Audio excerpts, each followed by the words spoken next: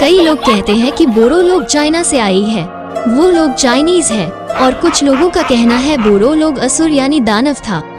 क्या बोरो tribe Chinese है और क्या वो लोग असुर थे? बोरो ट्राइब की इतिहास बेहद ही दिलचस्पी है। बोरो लोग इंडिया नॉर्थ ईस्ट के असम राज्य में रहने वाले ट्राइब है। ये प्राचीन काल से ही ब्रह्मपुत्र नदी के किनारे रहकर अपना जीवन व्यतीत करते आ रहे हैं। बोरो ट्राइब असम के अलावा वेस्ट बंगाल, मेघालय, मिजोरम, त्रिपुरा, नागालैंड, अरुणाचल प्रदेश और दूसरे देशों नेपाल, भूटान, बांग्लादेश में अपनी जिंदगी जी रही है। नेपाल में रहने वाले बोरो लोग बहुत ही कम बोरो भाषा बोलते हैं। वहाँ ज्यादातर नेपाली भाषा बोली जाती है। अगर बोरो भाषा इस्तेमाल नहीं किया तो आने वाले समय में नेपाल से बोरो भाषा पूरी तरह से विलुप्त हो जाएगी, क्योंकि वहाँ का न्यू बोडो जनरेशन थोड़ी भी बोरो नहीं आती। वेस्ट बंगाल में रहने वाले बोरो लोग अच्छी तरह बोडो भाषा बोल पाते हैं। प्राचीन काल समय बोरो लोगों को कछारी, नेच, बोरो कछारी एवं बोडो अलग अलग नाम से बोरो के इतिहास के पन्नों में लिखी गई है। 1000 साल पहले हिमालय पर्वत के उत्तर दिशा में बोडो नामक एक क्षेत्र था। तिब्बत और चाइना के पश्चिम उत्तर दिशा भाग को लेकर इस बोडो स्थल को बनाया गया था। बोरो लोग तिब्बतो बर्मन भाषा बोलने वाले इंडो मंगोलियोड वंश का एक जाति है। 2000 साल पहले मंगोलिया और साइबेरिया में कुछ लोग बोरो लोगों को घूमते हुए देखा गया था। प्राचीन काल समय में बोरो लोगों को किरात, मलयच, असुर और दानव, राक्षस आदि नामों से भी उल्लेख किया गया है। उत्तरी कछार में दिमासा और नेपाल में मेचे नाम से भी बोडो लोग जाना जाता है। बोडो वर्ड को पहली बार इस्तेमाल किया था 1846 में। इससे पहले बोरो का नाम किरात थे, यानी आज के समय बोडो।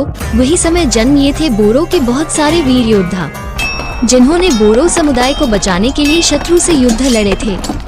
समदन कछारी योद्धा देमालू, बासराम, जावलिया देववान यानी सिकोना योद्धा, ये सब बोरो इतिहास के लिए लड़ने वाले बोरो लड़का योद्धा थे। सिर्फ लड़का ही नहीं, गांबारी, वीरगश्री, तेनपाखरी, ये सब बोरो लड़कियों योद्धा थे। उन सब योद्धाओं की अपनी अपनी मजेदार कहानियां बोरो इतिहास के पुरानी पन्नों में है। उनमें से खून अभी भी बोरो के एक इंसान में है, वही है रंजन देमारी। उनको कौन नहीं जानता, जिन्होंने अभी भी अलग सा बोरो राज्य पाने के लिए अपना सब कुछ न्यौछावर कर दिया। देमालू योद्धा की कहानी काफी मजेदार है। बचपन में ही योद्धा देमालू अनाथ हो गए थे। 7 साल की उम्र तक उनकी दादी ने उनका पालन पोषण किया था। जब देमालू का पैदा हुए थे तब उसकी उम्र बाकी लोगों की तुलना में तेजी से बढ़ गए थे। बचपन के समय जब वो अपने दोस्तों के साथ जंगल में खेलने गए थे, उसी दौरान उसने बिना अपने हाथों का इस्तेमाल किए एक साथ 2 खूंखार बाघों को मार गिराया था। उसी समय से ही लोग उनको वीर देमालू नाम से पुकारने लगे थे और सच में देमालू बोरो वीर योद्धा बन गए थे। बड़े होते होते देमालू भगवान शिव जी का भक्ति करते रहे। प्राचीन काल से ही बोरो लोगों का धर्म बाथो रहे। बाथों के अंदर यूफोबिया पौधा यानी स्पर्जस प्लांट होते हैं। वो पौधा कैक्टस की तरह होता है, जिनको बोरो लोग मानते हैं कि उसमें नेचुरल सुपर पावर होता है। एक दिन वीर देमालू योद्धा के भक्ति से प्रसन्न होकर भगवान शिव उसके सामने प्रकट हुए और भगवान शिव जी वीर देमालू की ओर अपना हाथ आगे बढ़ाया। भगवान शिव ने देमालू से कहा कि वो उनकी किसी भी एक उंगली को पकड़ के वरदान मांग ले, लेकिन देमालू ने पूरी उंगली पकड़ ली थी। शिव महादेव थोड़ी नाराज थे, पर देमालू उनकी बहुत बड़ा भक्त भी थे। भोले बाबा से वरदान मिलने के बाद वीर देमालू और भी बलवान हो गए थे। वरदान के कारण देमालू योद्धा को कोई भी शत्रु युद्ध में हरा नहीं सकते थे।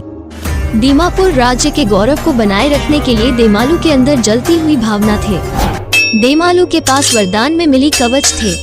देमालू के पास वरदान में मिले बिजली की तरह दौड़ने की शक्ति थे। योद्धा देमालू को बहुत ऊंचाई तक कूदकर छलांग लगा सकता था और उनको तेजी से हमला भी कर सकता था। एक दिन बहादुर देमालू ने अपनी सेना के साथ बर्मा के राजा को हराया था और जीत के बदले में सफेद हाथी और एक चमकदार हीरा लाए थे। इस हाथी को हिडिंबा की राजधानी दीमापुर ले जाया गया था। कुछ समय बाद योद्धा देमालू को शत्रुओं ने पकड़कर कारागार में डाल दिया गया।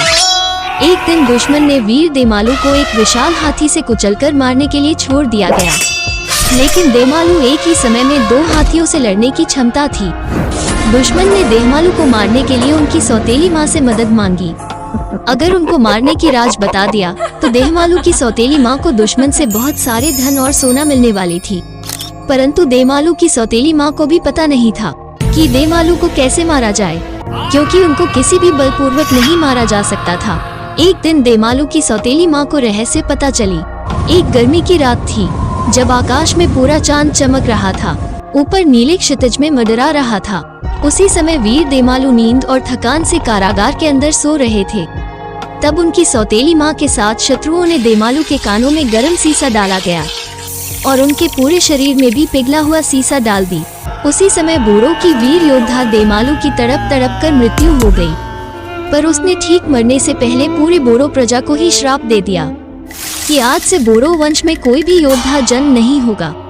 बोरो की सब कुछ शत्रुओं द्वारा छीन लिया जाएगा। भविष्य में कभी भी बोरो लोग सफल नहीं होंगे। आज भी वीर योद्धा देमालू की यह श्राप बोरो लोगों की यादें में है।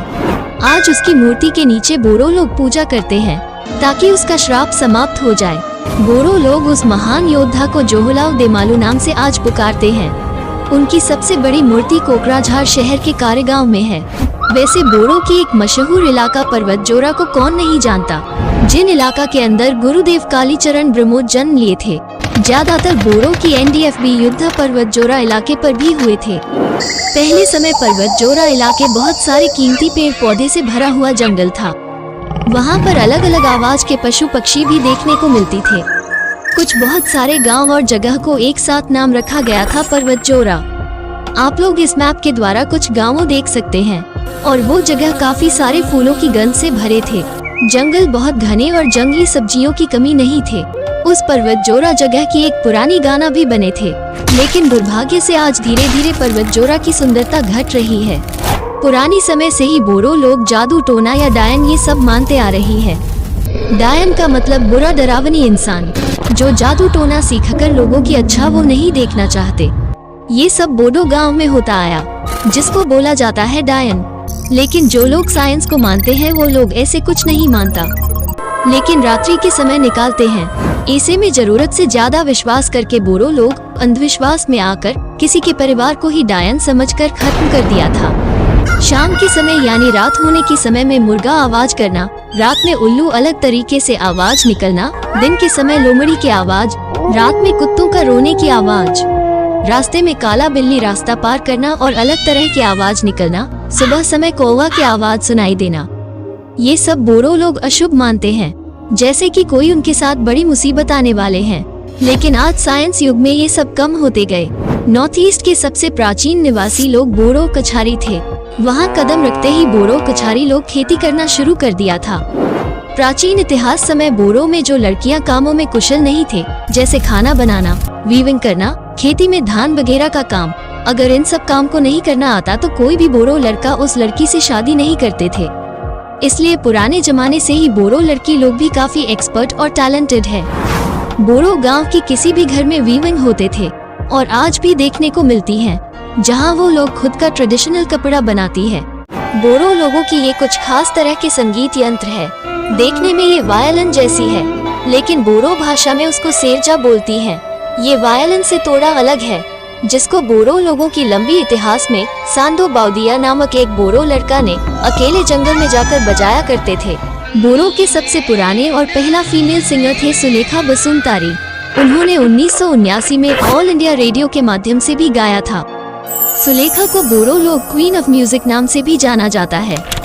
उनको कॉमन हिल माइना बर्ड यानी मैना पक्षी नाम से भी लोग पुकारते हैं, यानी बोडो लैंग्वेज में देनकनी रानी दाव महीना। सुलेखा बसुमतारी क्लास 5 से ही गाना गाने शुरू कर दिया था। उनका जन्म तारीख 28 जनवरी 1962 में चिरांग डिस्ट्रिक्ट बैजनी में हुई थी। सुलेखा अक्सर लता मंगेशकर की गाना सुनता रहता था। उनको लता मंगेशकर की आवाज पसंद थे। उन्होंने बोडो फर्स्ट मूवी अलायारोन में भी गाना गाया था। अलायारोन फिल्म रिलीज हुए थे 13 मार्च 1986 को। उस समय गाना कैसेट्स पर स्टोर हुआ करता था और कैसेट्स के बाद कॉम्पैक्ट डिस्क आई, यानी CD का जमाना। आज सुलेखा बसुमतारी प्राइमरी स्कूल में टीचर की काम करते हैं।